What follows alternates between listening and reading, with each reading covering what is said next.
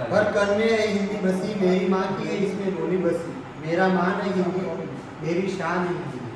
14 सितंबर आज अपनी पाठशाला साने गुरुजी नूतन माध्यमिक विद्यालय ऑनलाइन वैश्विक पर हम हिंदी दिन मना रहे हैं। मैं हमारी पाठशाला के आदरणीय दादा संदीप जी घोरपड़े इनसे विनती करता हूँ कि हिंदी दिन के इस कार्यक्रम के अध्यक्ष स्थान ग्रहण करें। अभी दिलीप पटेल सर जी ने जो सूचना यहाँ की उनको हमारे स्टाफ की तरफ से अनुमोदन है। अध्यक्ष महोदय और हमारे पाठशाला के ज्येष्ठ अध्यापक माननीय श्री सुनील पाटिल सर जी और धनगर सर, समाधान पाटिल सर, दीपक भाव साहब, इन सभी का मैं हिंदी मंडल की ओर से शब्द सुमनों से स्वागत करता हूँ। दोस्तों, हर भारत में हिंदी दिन मनाया जाता है 14 सितंबर। क्यों?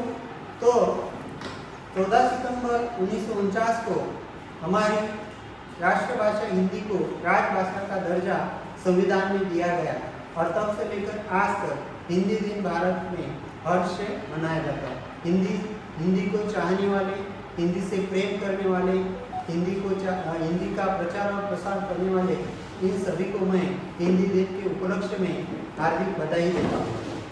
दोस्तों, अगर आपके मन में ये आया होगा कि राष्ट्रभाषा हिंदी को ही राष्ट्रभाषा का दर्जा क्यों देना चाहिए, तो महात्मा गांधी जी ने एक जगह पर कहा था 1918 में जब कांग्रेस का सम्मेलन था, उन्होंने तय किया था कि हिंदी ऐसी भाषा है जो राष्ट्रभाषा के रूप में परिपूर्ण है अपने आप में, और हर एक जनमानस की भाषा भारत में ही हिंदी है जो राष्ट्रभाषा के रूप में हमें उसको स्वीकृत करना चाहिए।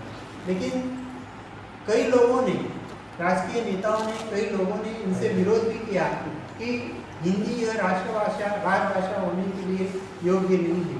लेकिन फिर भी हिंदी का प्रचार और प्रसार होता रहा। लोगों ने, जन सामान्य मनुष्य ने हिंदी को स्वीकारा और तब से लेकर आज तक हिंदी को संघर्ष ही करना पड़ रहा है। हो सकता है इसी बात से लेकर हमारी राष्ट्रभाषा अभी तक राष्ट्रभाषा का दर्जा उसने स्वीकार नहीं किया हो, उसको संघर्ष करना पड़ रहा हो, क्योंकि हमारे जो राजकीय नेता है वह भाषा में भी राजकारण करते हैं। देश जब स्वतंत्र होता है, देश को सबसे पहले जरूरत होती है कि उसकी राष्ट्रभाषा कौन सी होनी चाहिए। कई लोगों ने कहा कि संस्कृत होनी चाहिए। मैं मान लेता हूँ कि संस्कृत होनी चाहिए, लेकिन संस्कृत ये मुट्ठी भर लोगों के पास थी। संस्कृत का ज्ञान जो था जन सामान्य व्यक्ति के पास नहीं था। सिर्फ जो ज्ञानी पंडित थे उन्हीं के पास संस्कृत रह गई थी, और उन लोगों ने जन सामान्य लोगों के पास संस्कृत को पहुँचने ही नहीं दिया। नहीं तो संस्कृत एक ऐसी भाषा है जो व्याकरण की दृष्टि से और भाषा विज्ञान की दृष्टि से संस्कृत का मुकाबला विश्व की कौन सी भी भाषा नहीं कर सकती। इतनी ताकतवर भाषा संस्कृत है। अगर वो जन सामान्य मनुष्य के पास ही नहीं है, उस भाषा को राजभाषा या राष्ट्रभाषा का दर्जा देकर क्या फायदा। इसीलिए संस्कृत का जो था लड़ा, वो संस्कृत पीछे हट गई और हिंदी आगे चलने लगी। दक्षिण के जो लोग थे, दक्षिण के लोगों ने कहा कि हमारी तमिल भाषा को राजभाषा का दर्जा दो, हम हिंदी को स्वीकृत नहीं करेंगे। लेकिन उत्तर भारत में जाएंगे हम, तो संपूर्ण उत्तर भारत में हिंदी को ही स्वीकारा जाता है, हिंदी में ही बोली जाती है, हिंदी ही लिखी जाती है। वैसे यह भारत, गुजरात में तो गुजराती भाषा है, महाराष्ट्र में तो मराठी है, लेकिन गुजराती और महाराष्ट्रीयन लोग आसानी से हिंदी बोल लेते हैं और हिंदी का अर्थ भी समझ लेते हैं, हिंदी लिख लेते हैं। राष्ट्रभाषा हिंदी की लिपि जो है देवनागरी लिपि। हमारी भाषा का एक विशेष यहाँ पर विशेषता है व्याकरण की दृष्टि से, जैसे वो बोली जाती है वैसी ही वो लिखी जाती है। अब आप सोचते होंगे कि राष्ट्रभाषा हिंदी ही क्यों, तो हमें उसका इतिहास देखना पड़ेगा। भारत में हिंदी का जो इतिहास है बहुत प्राचीन काल से हिंदी पर साहित्य रचा गया। साहित्य हिंदी साहित्य के 3 विभाग होते हैं, आदि काल, भक्ति काल और आधुनिक काल। आधुनिक काल मतलब आज का जो काल चल रहा है वो आधुनिक काल है। और हिंदी का जो साहित्य रचा गया है वो भक्ति काल में, भक्ति काल को हिंदी साहित्य का स्वर्ण काल भी हम कह सकते थे।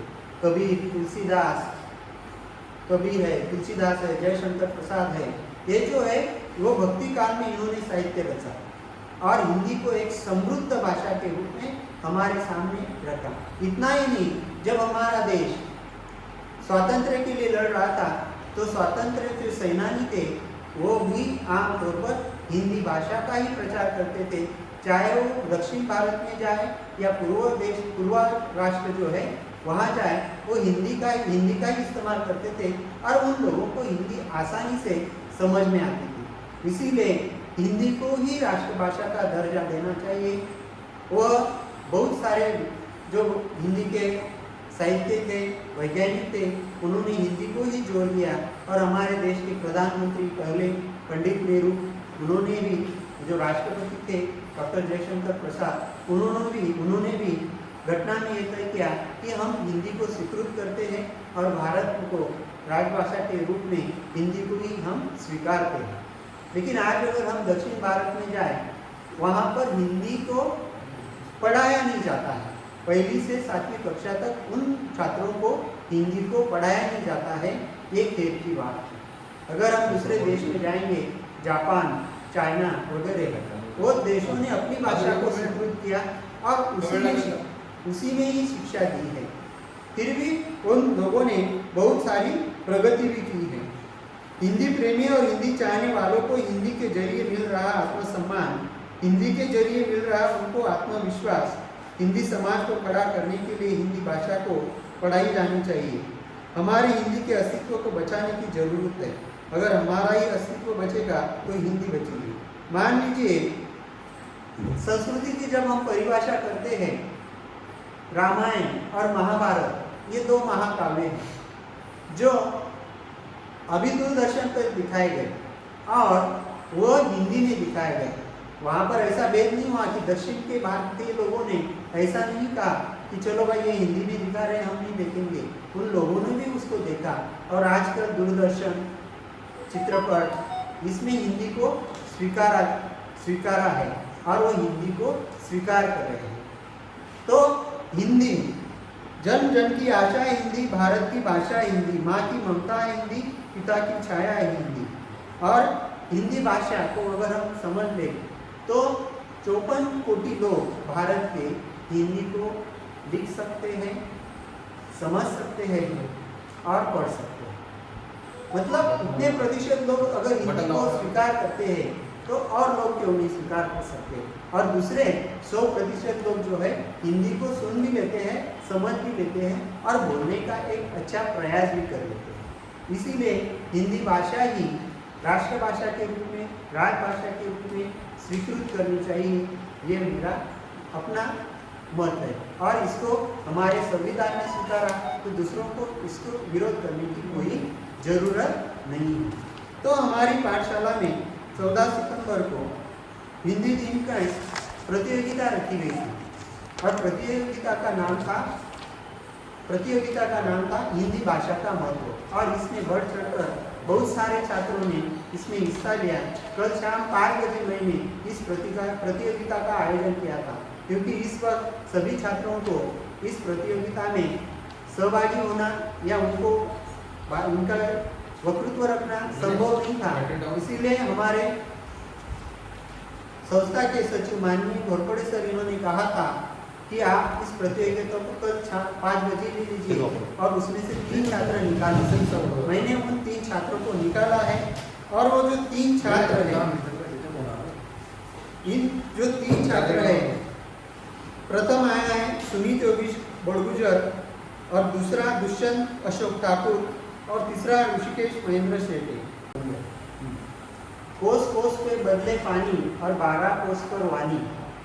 तो हिंदी ये कहावत है कि हर एक कोस पर अगर हम जाएंगे तो पानी बदल जाता है, अगर 12 कोस अगर हम गए तो पानी बदल। तो सोच लीजिए पूरे भारतवर्ष में कितनी भाषा होगी।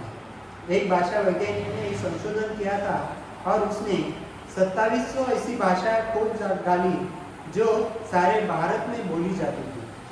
लेकिन हिंदी के भी अनेक प्रकार हैं, भोजपुरी है, अवधी है, ऐसे अनेक हिंदी के भी उत्तर भारत में प्रकार है। अगर आप राजस्थान में जाएंगे तो राजस्थानी हिंदी अलग आपको दिखाई देगी, अगर बिहार में जाएंगे उसका प्रकार अलग होगा, जम्मू कश्मीर में अगर आप जाएंगे तो उसका प्रकार अलग होगा। इस तरह से हर एक प्रांत में, हर एक इसमें हिंदी का प्रयोग अलग अलग तरीके से होता रहता है। हम अंग्रेजी भाषा को बड़ा सम्मान की भाषा समझते हैं, लेकिन दोस्तों भाषा विज्ञान की दृष्टि से अगर हम देखेंगे, अंग्रेजी जिस तरह से लिखी जाती है उसका उच्चारण अलग होता है। कई वैज्ञानिकों का मत है कि भाषा विज्ञान की दृष्टि से अंग्रेजी यह व्याकरणिक दृष्टि से सही भाषा नहीं है, और हिंदी ऐसी भाषा है जैसा आप लिखेंगे उसका उच्चारण उसी तरह से किया जाता है। तो भाषा विज्ञान की दृष्टि से हिंदी को ही एक सर्वश्रेष्ठ भाषा के रूप में हम स्वीकार करते हैं। अगर हम कॉर्पोरेट जगत में जाएंगे तो वहाँ पर अंग्रेजी का उपयोग करते हैं, लेकिन आजकल अगर हम देखेंगे यूट्यूब, संगणक वगैरह ऑनलाइन पर हम ज़्यादातर हिंदी का प्रयोग करते हैं, और हिंदी का प्रयोग उन लोगों ने भी स्वीकार कर लिया कॉर्पोरेट जगत में, अब हिंदी का ही ज़्यादा से ज़्यादा वहाँ पर प्रयोग होने लगा है। तो अंग्रेजी भाषा है, सिर्फ 14 देशों में उसको स्वीकारा है, फिर भी वह उसको इतना सम्मान हमारे देश में दिया जाता है जितना हिंदी को नहीं। हर एक जो लड़के का माता पिता रहते हैं वो अपने बच्चों को इंग्लिश मीडियम के लिए डालते हैं। कोई ये स्वीकार नहीं करता कि मेरा जो लड़का है अगर वो मातृभाषा में पढ़ेगा तो मातृभाषा में ही वो सक्षम हो सकता है, और उसका जो सर्वांगीण विकास है वो मातृभाषा में ही होगा। अगर हर एक ने ऐसा सोच लिया तो सचमुच हिंदी एक सारे विश्व का नेतृत्व करने में पीछे नहीं हटेंगी। ये मेरा प्रयास है। तो मैं आज के जो हमारे पाठशाला के ज्येष्ठ अध्यापक है माननीय श्री सुनील पाटिल सर, इनसे निवेदन करता हूँ को हिंदी दिन के अवसर पर अपने विचार प्रकट करें।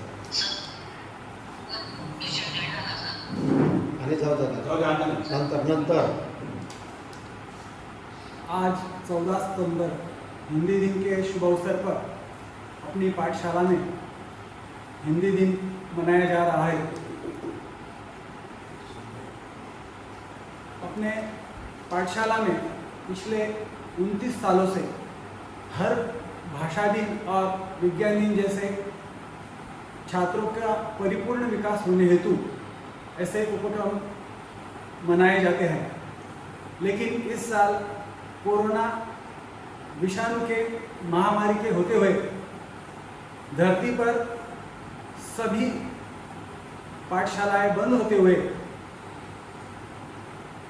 ऑनलाइन हिंदी दिवस मनाने का अपने पाठशाला में संस्था के सचिव श्रीमान संदीप जी घोरपड़े सर और हिंदी अध्यापक श्रीमान दिलीप पाटिल सर जी ने सोचा और मनाना ये एक नया उपक्रम ऑनलाइन मनाने की सोच रखी और वो पूरा किया।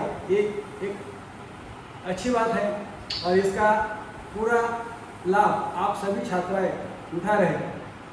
मैं इस हिंदी दिन के अवसर पर आप सभी छात्राओं को हिंदी दिन की शुभकामनाएं प्रदान करता हूँ और मेरे 2 शब्द यही पे समाप्त करता हूँ। धन्यवाद सर, आप गणित पढ़ाते हैं लेकिन हमारे हिंदी का गौरव करने के लिए आपने अपने विचार हिंदी दिन का महत्व इस पर व्यक्त किए, इसलिए हिंदी मंडल की ओर से हम आपके आभारी हैं। करो हिंदी मान तभी बढ़ेगा हिंदी की शान, एकता ही देश का बल, इसलिए जरूरी है हिंदी का संबल। हमारे भारत देश को अगर हम देखेंगे हर एक बात में विविधता आपको दिखाई देगी। भाषा में विविधता, संस्कृति में विविधता, जाति में विविधता।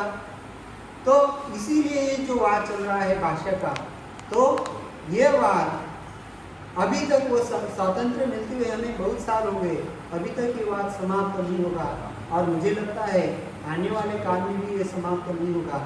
मैं धन्यवाद देता हूँ अभी जो देश के जो राष्ट्रपति और प्रधानमंत्री हैं, ऐसे दोनों ऐसे विराजमान हुए जो हिंदी में अपने विचार संसद भवन हो या चाहे लाल किला हो, चाहे वो इंडिया गेट हो, वहाँ पर सिर्फ हिंदी का प्रयोग करते हैं। और मुझे बड़ा गर्व महसूस होता है कि स्वातंत्र मिलने के बाद ऐसे दो व्यक्ति यहाँ पर विराजमान हुए हैं जिन्होंने हिंदी का इस्तेमाल किया है। नहीं तो हमारे देश के जो पहले कई ऐसे राष्ट्रपति और प्रधानमंत्री थे जो अंग्रेजी में ही बोलते थे और हिंदी में बोलने का उन्होंने कभी प्रयास नहीं किया। तो मैं हमारे आज के इस कार्यक्रम के जो अध्यक्ष है माननीय हमारे संस्था के सचिव माननीय दादा सो संदीप जी घोरपड़े, इनसे निवेदन करता हूँ कि वह हिंदी दिन के अवसर पर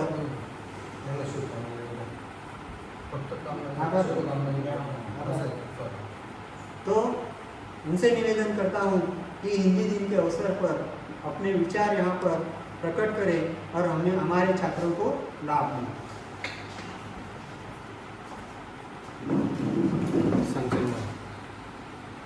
नमस्ते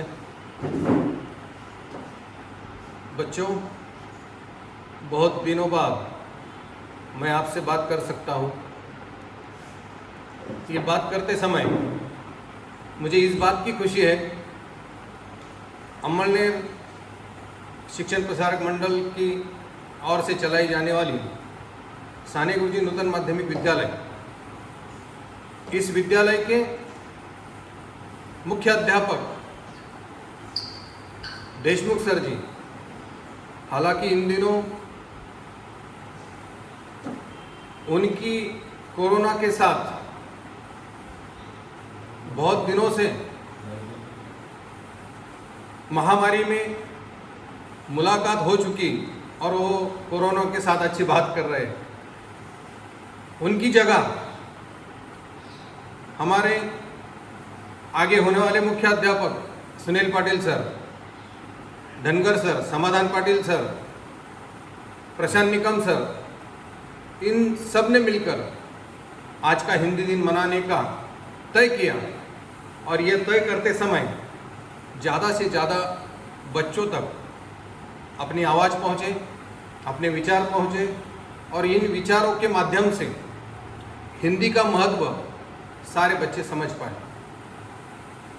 अब गूगल मीट हो या जूम मीटिंग, इस ऑनलाइन प्रोग्राम में ज़्यादा से ज़्यादा 100 बच्चे ज्वाइन हो सकते हैं, लेकिन हमारे प्रशांत निकम सर ने हमें सुकून दिलाया। अगर हम साने गुरुजी विद्या मंदिर की साइट पे जाते हैं और वहाँ पर जाकर YouTube सब्सक्राइब करते हैं तो हमारा यह अभी जो भाषण चल रहा है वह YouTube पर आप जब मन चाहे तब सुन सकते हो। तो पूरे जगत में, भारतवर्ष में, महाराष्ट्र में और हमारे जलगांव जिले में ऑनलाइन एजुकेशन की ये घड़ी चल रही है। इस दौरान आप सबको हिंदी की शुभकामनाएं देने के लिए हम सारे यहाँ उपस्थित हुए हैं। हिंदी दिन 14 सितंबर, हिंदी दिन जगत में इतनी सारी भाषाएं अपना अपना अस्तित्व रख चुकी है और हर भाषा अपने आप में अधिक मधुर, अधिक सुंदरता प्राप्त करके है हमें नहीं रही, उस दिन हम हिंदी को 100% अपनाएंगे। देखो मैंने क्या बोल दिया, 100%। तो मेरे बोलचाल में क्या आ गया, मैं अंग्रेजी बात कर रहा हूँ। तो जगत में कहीं पर भी जाओ, एक दूसरे की भाषा आपस में मिल चुकी है। बस इसी कड़ी को लेकर मैं आगे चलता हूँ। हिंदी अगर अन्य भाषाओं को अपनी सखी बनाएगी तो हिंदी को अन्य भाषाओं की सखी बनना होगा, तभी साल में एक आध दिन हम हिंदी दिन मनाने की तकलीफ नहीं उठाएंगे। अंग्रेजी भाषा प्रभाव के विरुद्ध हिंदी अकेली संघर्ष नहीं कर सकती। अब मानो अंग्रेजी के खिलाफ हमें बहुत कुछ काम करना है, तो उसको लेकर हम सिर्फ हिंदी को आगे करेंगे तो वो हो ही नहीं सकती, वो बात आगे जा नहीं सकती।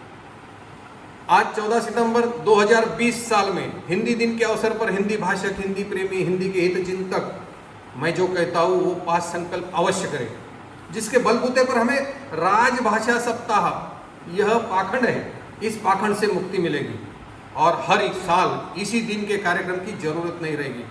हमारे देश से अंग्रेज तो चले गए, लेकिन अंग्रेजी भाषा की गुलामी कम ना हुई, बल्कि दिनों दिन बढ़ती गई। यह मेरे बोल शायद आपको कड़वे लगे, फिर भी 100% सत्य है। एक दिन हिंदी दिवस और उर्वरित 364 दिन अघोषित अंग्रेजी दिन। राजभाषा नाम का नकली अलंकार पहनकर हिंदी की अवस्था घर की स्वामिनी नहीं, बल्कि घर की नौकरानी जैसी हो चुकी है, सेविका जैसी हो चुकी है। जब भी घर की मालकिन अपने नौकरानी पर चिल्लाकर बात कर देती थी, तो वह नौकरानी घर जाकर अपने नादान बच्चों को, जिन्होंने कुछ किया भी नहीं, उनको पीट देती है, जबरन पीटती है। और वही मालकिन एक आध बार अपने घर की अलमारी से पुरानी साड़ी निकाल कर दे दे, तो वही साड़ी पहनकर वो नौकरानी अपने अड़ोस पड़ोस की महिलाओं को रुतबा दिखाती है अपना। बस इसी तरह हिंदी भी अन्य दर्जनों भाषाओं पर झूठा रुतबा दिखाकर अन्य भाषाओं का गला घोट रही है। सरकारी नीतियों का यह सच यही है।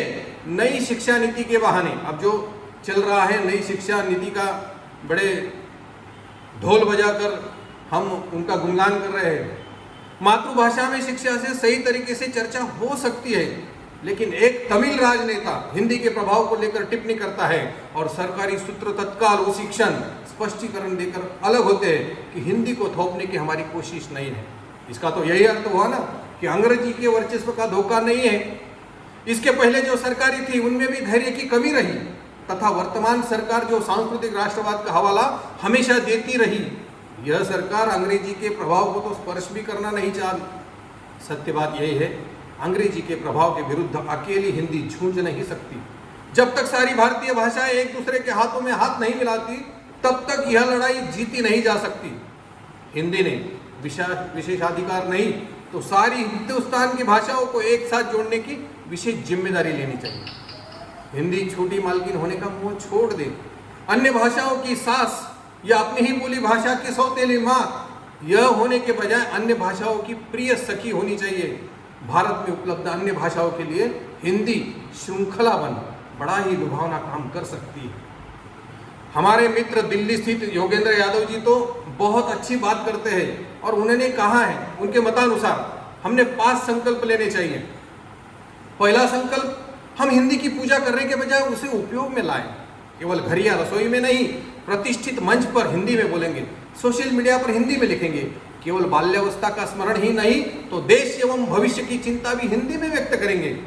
बुजुर्ग ही नहीं, नन्हे बालक के साथ भी हिंदी में बात करेंगे, हिंदी का पाठ पढ़ाएंगे, उस बच्चे को हम हिंदी से परिचित करेंगे। ये हमारा पहला संकल्प रहा। दूसरा संकल्प हम ले सकते हैं, हम शुद्ध हिंदी का आग्रह छोड़ सकते हैं। विविध स्वर और व्याकरण में हिंदी सुनने की, पढ़ने की आदत हम डाल सकते हैं।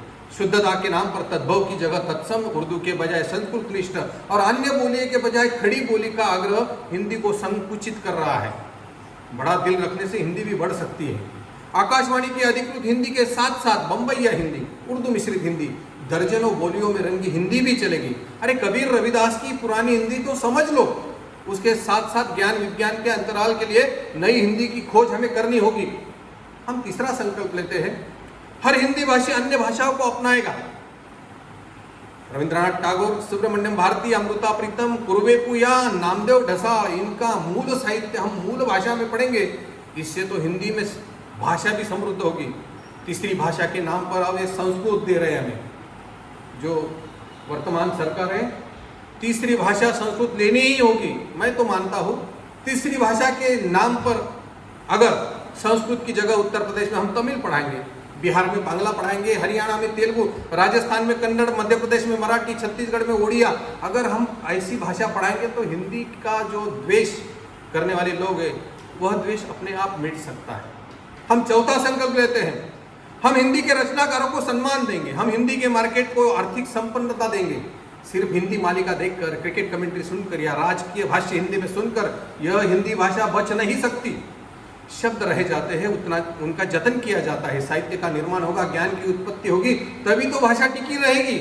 इसी कारण हमारे ड्राइंग रूम में हिंदी समाचार पत्र रखेंगे, बच्चों के जन्मदिन के उपलक्ष्य में हिंदी किताबें भेज देंगे, साहित्य निर्माता को सम्मान देंगे, हिंदी साहित्य निर्मित पर पारितोषिक देकर हम हिंदी को संपन्न कर सकते हैं, स्कूली बच्चों को साहित्य विविधता से परिचित कर सकते हैं। इसकी संपन्नता से परिचित करते समय हमें हर्ष होता है कि कितनी सारी विविधता हमारी साहित्य संस्कृति में पड़ी है।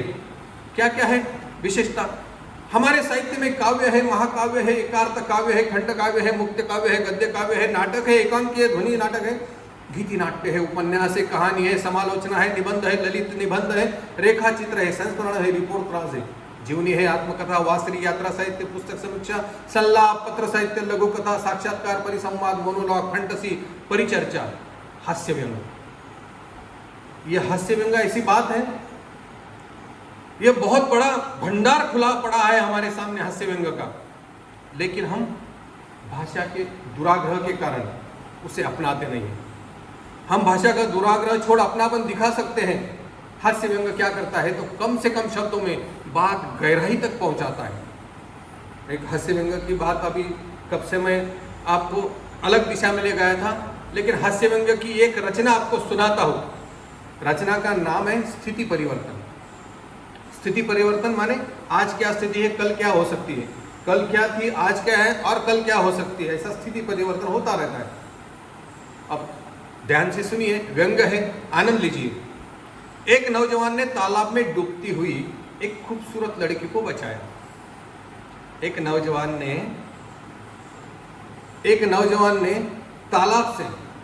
तालाब में डूबती एक खूबसूरत लड़की को बचाया। लड़की ने खुश होकर उसी नौजवान से ब्याह रचाया। एक नौजवान ने तालाब में डूबती हुई एक खूबसूरत लड़की को बचाया। लड़की ने खुश होकर उसी नौजवान से ब्याह रचाया। वैवाहिक परिणाम ने धीरे धीरे स्थिति ये बना दी। वैवाहिक परिणाम ने धीरे धीरे स्थिति ये बना दी कि बेचारे नौजवान ने जाकर उसी तालाब में छलांग लगा दी। तो यह व्यंग्य है। हम जिसे बचाने जाएंगे वही हमें डुबो देता है। बस उसी तरह हम हिंदी को बचाने के लिए अन्य भाषाओं की हानि ना करें, अन्य भाषाओं को हानि ना पहुंचाएं, अन्य भाषाओं को भी उभर कर ऊपर आने देंगे। इसी तरह हम आखिरी और पांचवा तथा महत्वपूर्ण संकल्प लेते हैं। राष्ट्रभाषा शब्द हम हिंदी भाषा गलती से भी इस्तेमाल नहीं करेंगे। जो आपने लिखा है राष्ट्रभाषा, संविधान या किसी कानून के कलम में किसी भी एक राष्ट्रभाषा का उल्लेख नहीं किया गया है। ना अंग्रेजी, ना हिंदी, ना मराठी, ना तमिल, ना तेलुगु, किसी भी भाषा को राष्ट्रभाषा का दर्जा नहीं दिया गया है। राष्ट्रभाषा या नकली गहना हिंदी ने वापस करना चाहिए। हिंदी प्रचार प्रसार का काम सरकारें ना करें। क्यों करते हैं सरकारें ये काम? गैर हिंदी का गुणगान करना चाहे तो वह उनकी मर्जी। अब ये Dilip Patil sir, Sunil Patil sir, Dhangar sir, समाधान पाटिल सर, सोनोने साहब, प्रशांत निकम, ये हिंदी का गुणगान कर रहे हैं, ये इनकी मर्जी। ये काम हिंदी भाषिक ना करें। हिंदी भाषिक लोग इस काम को त्याग दें और हम यह काम 14 सितंबर हिंदी दिन के बजाय भारतीय भाषा दिन जब हम उत्सव मनाएंगे, भारतीय भाषा दिन भारत में मनाए जाने की जिस दिन जरूरत नहीं रहेगी, उसी दिन अंग्रेजी भाषा का प्रभाव कम करने की राष्ट्रीय योजना हमारी यशस्वी हो सकती है। मैं मानता हूँ कि बच्चों हिंदी को अपनाओ, लेकिन सारी भाषाओं का भी सम्मान रखो। अंग्रेजी पढ़ो, सीखो, लिखो, लेकिन हिंदी को हीनता से मत देखो, हिंदी को द्वेष भावना से मत देखो। यही काम हमें करना है। आज के दिनों में कोरोना महामारी का समय है। शासन जिस तरह हमें निर्देश करता है उनका सही तरीके से पालन करो। अपना जीवित सुरक्षित रखो, अपनी पढ़ाई जारी रखो, अपने माँ बाप को, अपने परिवार वाले सदस्यों को अवगत कराओ। कोरोना महामारी का जो जो आपको समझ में आया हुआ प्रभाव है, उससे अपने परिवार को परिचित करेंगे तो अपना परिवार बचेगा, अपनी जान बचेगी, हमारा देश सक्षम रहेगा। जय हिंद, जय हिंदी, जय भारतीय भाषा।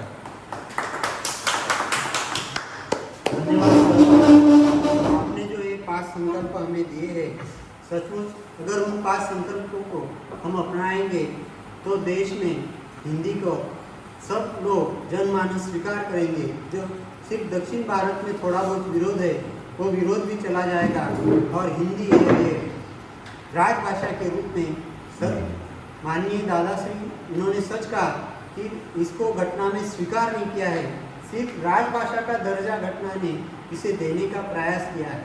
फिर भी अगर हम आज न्यायालय में जाएंगे, वहाँ पर हिंदी का प्रयोग न होते हुए अंग्रेजी का ही प्रयोग होता है, वो उसकी और भी हमें ध्यान देना होगा। तो धन्यवाद सर, आपने यहाँ आकर आपका जो समय दिया, मैं हिंदी विभाग की ओर से आपका धन्यवाद व्यक्त करता हूँ।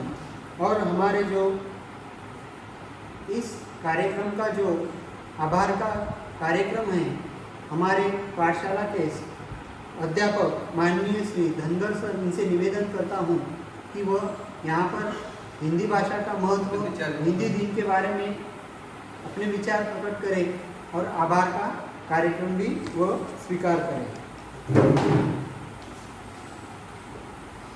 नमस्ते दोस्त, आज हिंदी दिन के अवसर पर शासन के निर्देशानुसार विद्यार्थी न होते हुए आपके सामने जो कार्यक्रम दिखाया जा रहा है, उसके तकनीकी तज्ञ प्रशांत जी निकम और समाधान पाटिल सर,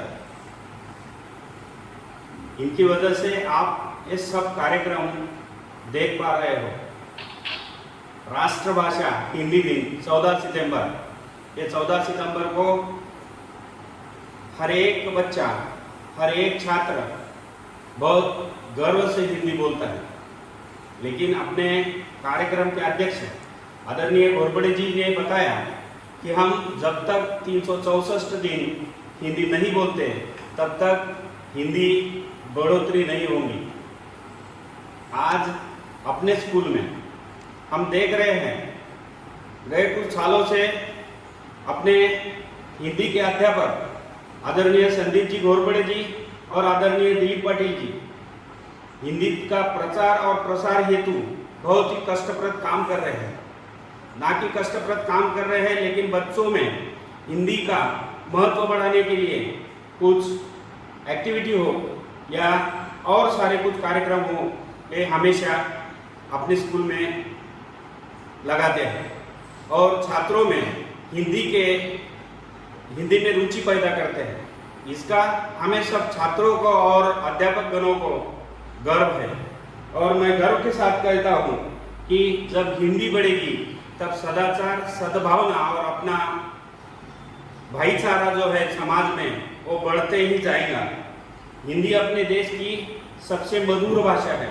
अब हम देख रहे हैं पूरे विश्व में हिंदी का प्रचार और प्रसार जितनी जोर से हो रहा है, पहले ऐसा होता नहीं था, ऐसा अपना मानना था। लेकिन हिंदी की गरिमा इतनी है कि वो गरिमा की वजह से हिंदी की गरिमा बढ़ानी है, तो तुम्हें और हमें सबको हाथ में हाथ मिलाकर काम करना होगा। और वो अगले समय में निश्चित रूप से आप करेंगे। इसमें अपनी देशभक्ति हो या सब सम्मान हो, वो बढ़ाने के लिए आप सब निश्चित रूप से काम करेंगे, ये उम्मीद रख के आज हिंदी दिन के अवसर पर आप सब छात्रों को और सभी लोगों को मैं शुभकामनाएं जताता हूँ। आज इस कार्यक्रम के आभार के रूप में से मैं ये कहूँगा कि अपना ये कार्यक्रम आपके जरिए और अपने प्रशांत जी निकम हो, समाधान पाटिल सर जी हो, इनके तकनीकी रूप से आप तक पहुंचा है, इनके लिए मैं उनका शुक्रगुजार हूं। और हर दिन हिंदी की बहुत ही इंटरेस्टिंग भाषण करने वाले अपने आज के कार्यक्रम के अध्यक्ष आदरणीय संदीप जी घोरपड़े जी आज यहाँ अध्यक्ष के रूप में पधारे, उनका मैं शुक्रगुजार हूँ।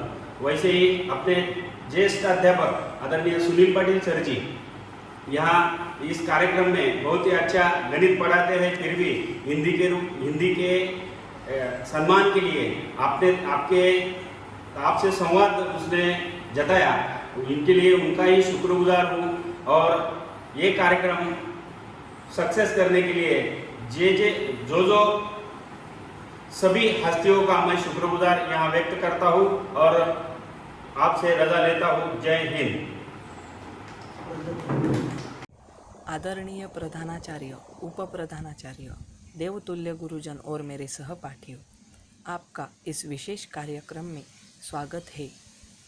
नमस्ते दोस्तों, आपको हिंदी दिवस के हार्दिक शुभकामनाएं। मेरा नाम दुष्यंत अशोक ठाकुर है। मैं 10वीं कक्षा का छात्र हूँ। आज 14 सितंबर है। भारत में इस दिन को हिंदी दिवस के तौर पर मनाया जाता है। आज मैं आपको इसी उपलक्ष्य में हिंदी की महिमा और महत्व का वर्णन करने वाला हूँ। दोस्तों, हिंदी भारत की राजभाषा क्यों है? क्या कारण हो सकता है?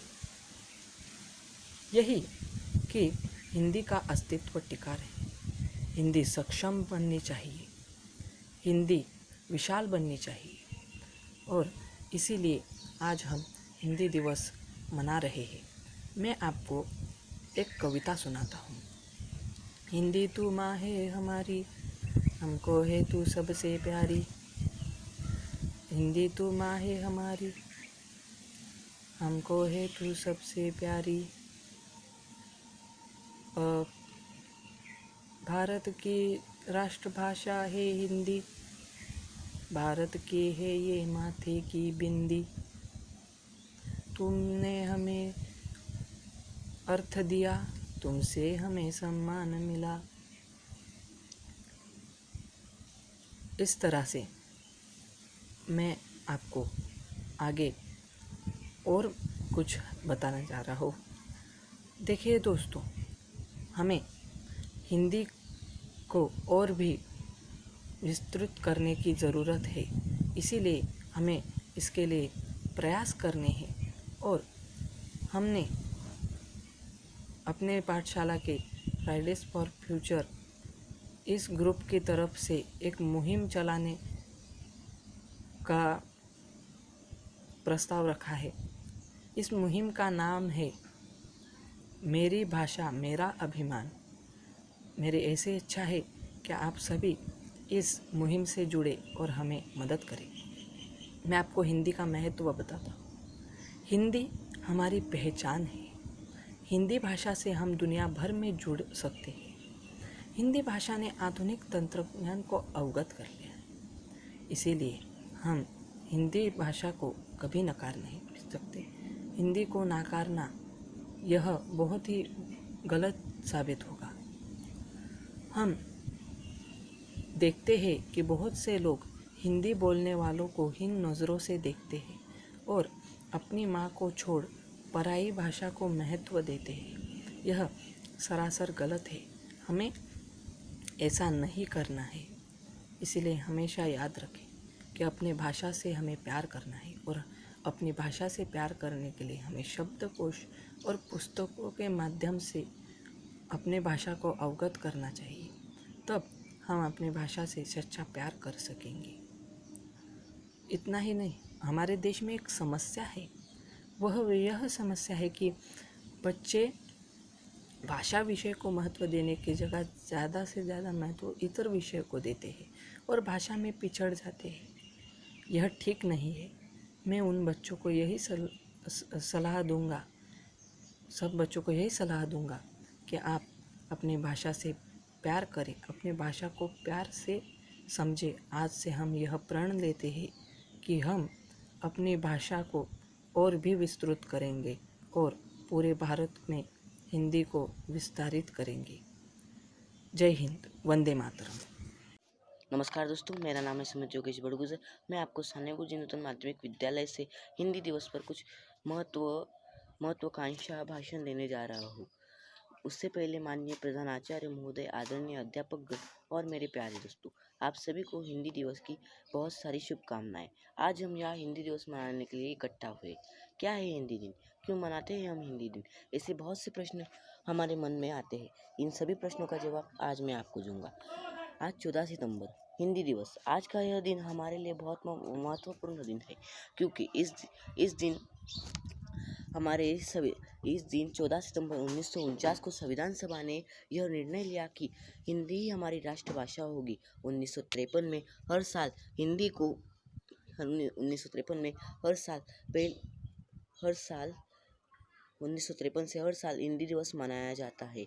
हिंदी दिवस क्यों मनाया जाता है? हिंदी दिवस हिंदी भाषा के प्रति सम्मान प्रकट करने के लिए हिंदी दिवस मनाया जाता है। हिंदी एक ऐसी भाषा है जो हमारे मन में हमेशा हमारे मन में और हमारे कण कण में बसी है। हिंदी भाषा विश्व की सबसे ज़्यादा बोलने वाली तीसरी भाषाओं में तीसरी भाषा है। भारत का हर एक नागरिक हिंदी बोलना जानता है, लिखना जानता है, पढ़ना जानता है। हिंदी एक ऐसी भाषा है जो हमारे मन में गर्व तो भर देती है, परंतु हमारे मन को एकता के सूत्र में बांधती है। विश्व में किसी भी देश की पहचान उसकी राष्ट्रभाषा से होती है। वो देश अपनी राष्ट्रभाषा से ही आगे बढ़ता है और वो देश विकसित भी होता है। हिंदी विश्व की प्राचीन समृद्धियों में से एक है। हिंदी हमारे देश की संस्कृति नहीं बल्कि राष्ट्रीय एकता का प्रतीक भी है। मैं मानता हूँ आजकल आधुनिक युग जुड़ने के कारण अंग्रेजी का सीखना बहुत ज़रूरी है, लेकिन अब हम अपनी माँ जैसी हिंदी को भूल रहे। ये तो अच्छा नहीं ना दोस्तों। हम अंग्रेजी को ज़्यादा बढ़ावा देकर हिंदी को विलुप्त कर रहे हैं। अंग्रेजी में बोलना, अंग्रेजी में हाय बाय करना, वो हमारे देश की संस्कृति नहीं। हमारे देश की संस्कृति में वो हाय बाय शामिल भी नहीं होता। फिर भी हम लोगों को कोई भी आया है तो हाय बाय करते। हमारे देश की ये रुचि नहीं। हमारी हिंदी हमारी माँ जैसी है, उसको आदर और सम्मान करना चाहिए, उसको बढ़ावा देने का प्रण लेना चाहिए। देश की विकसित सूची में शामिल करने के लिए हिंदी ही एकमात्र उपाय है। हमें अच्छे नागरिक के प्रति एक भूमिका निभानी चाहिए। हम हिंदी को भुलाना चाहते हैं। हिंदी हम भुला नहीं सकते। हिंदी को हम चाहे तो भुला दे, लेकिन हिंदी हमें ना भुलाए। हिंदी कभी नहीं भुला सकती हमको दोस्तों, क्योंकि हिंदी हम